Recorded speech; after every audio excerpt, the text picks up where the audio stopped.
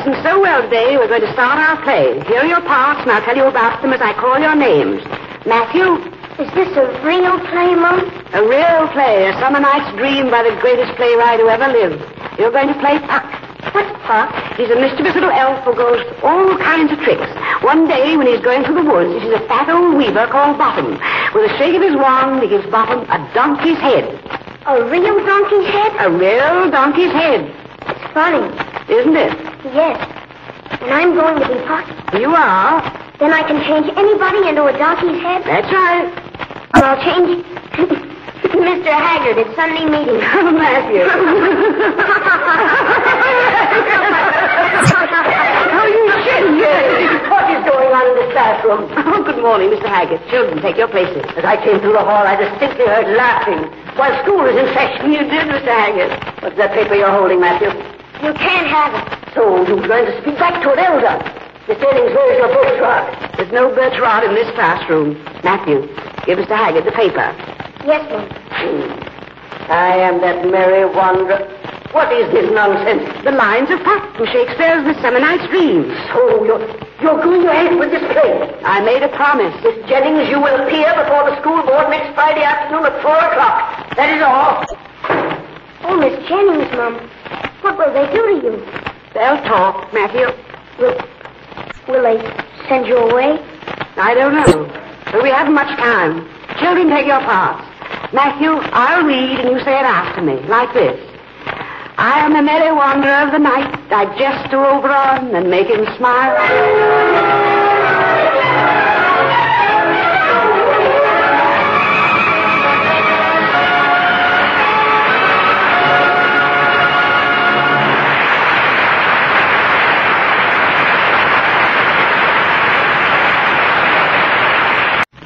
I remember that next week, every hour of it. Miss Jennings was going before the school board, and no one ever heard of a teacher doing that. But we didn't dare talk about it. Our elders closed their lips and drew the blinds closer. The afternoon before, I watched Miss Jennings walk down the street and toward her little white cottage. It was the only time I ever saw her walk slowly. You still here, Hattie? I thought a cup of tea might taste good to you. Blowing up a bit. Hattie, I fix my own tea every afternoon of my life. Don't you go coddling me now. Miss Jennings, I might as well tell you. Mr. Davis said he couldn't leave any eggs this week. Then we'll eat something else. And the grocer sent a boy around for your bill. I told him you always paid it on the first, and you go right on doing it. I'll pay it tomorrow. You mustn't be angry with people, Hattie.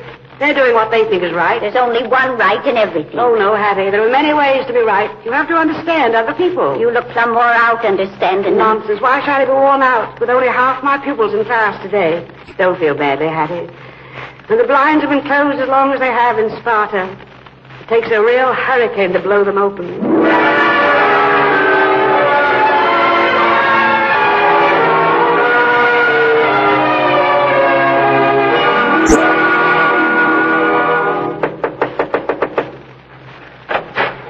It's me, Miss Jennings. Matthew, come in quickly. Good heavens, child, you're sick. Only my coat. Take it off, your boots, too. Come inside beside the fire. I can't stay very long, Mom. You can dry out. What in the world are you doing out on a night like this? My mother sent me across the street from Molasses. I took the long way. Oh, you certainly did. It was nice of you to come, Matthew. I figured you might be alone tonight, Mom. I brought you a present. Here. Matthew, how did you know I liked licorice whistles? I never heard of anybody who didn't. I'm going to keep this. Aren't you going to eat it? Of course. But tomorrow when I go to the board meeting, I'm going to take it along for luck. Miss Jennings, I can't stay very long. I'd like to ask you something. What is it? I took my part in the play home. You said we shouldn't, but I just had to. I kept it under my mattress. I'm not sure that was right. Maybe not, Mom. But I wanted to learn the lines, and I did. Would you hear me? Now? Yes. Matthew, does this play mean so much to you that you risk the whipping you get just to study your part? I guess so, Mom. I'll hear your lines, Matthew. And you'll get a chance to say them if I had to turn Sparta upside down.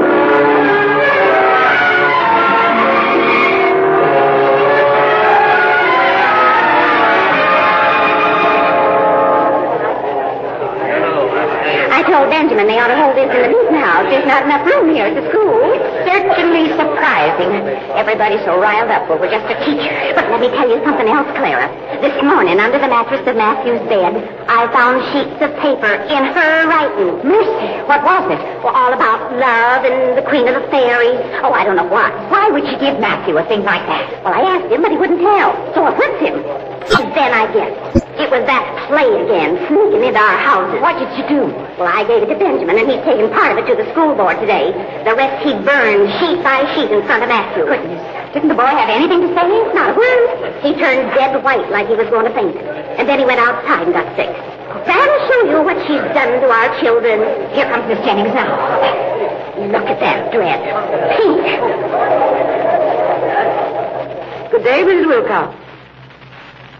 Good day, Miss Cranby. Good day, Mrs. Riddle. How is Alice, Mrs. Warner? Better, I hope. She's a lovely child. Excuse me, please. May I get through? Miss Jennings. Matthew. They locked me up, but I slid down the drain pipe. It's going to be all right, isn't it? Yes, Matthew, it's going to be all right. I've got your licorice whistle right here in my hand.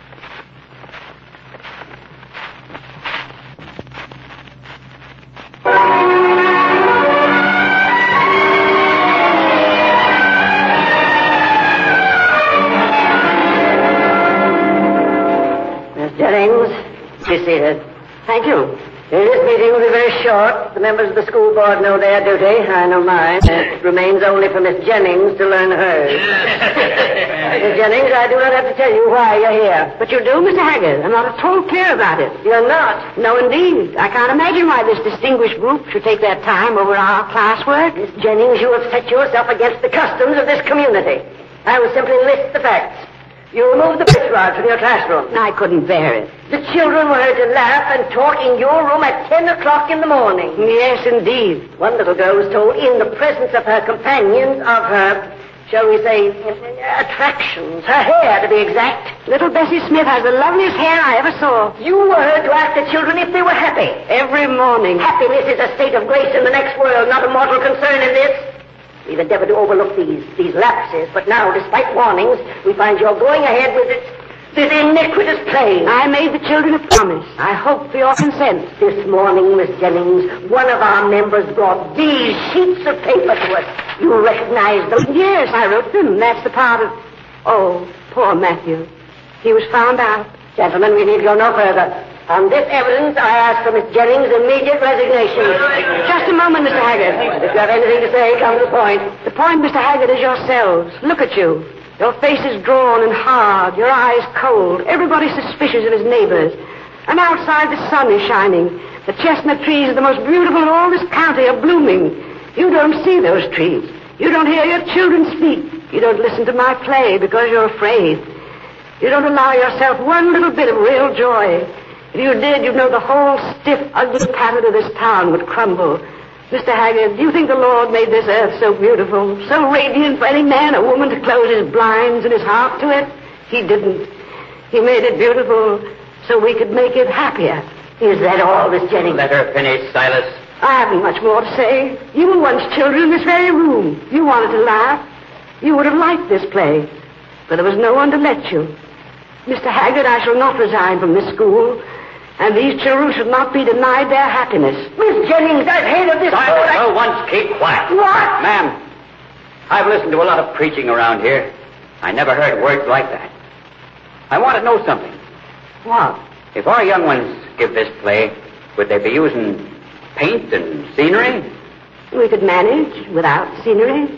Well, I say, let her give this play. What do you mean? Now, if it's corrupting in any way... I promise to leave Sparta for good. Miss Jennings, you said something today I'm not going to forget. I'd like to shake your hand. Thank you. What's the matter? You'll have to shake my left hand. My right one seems to be covered with licorice.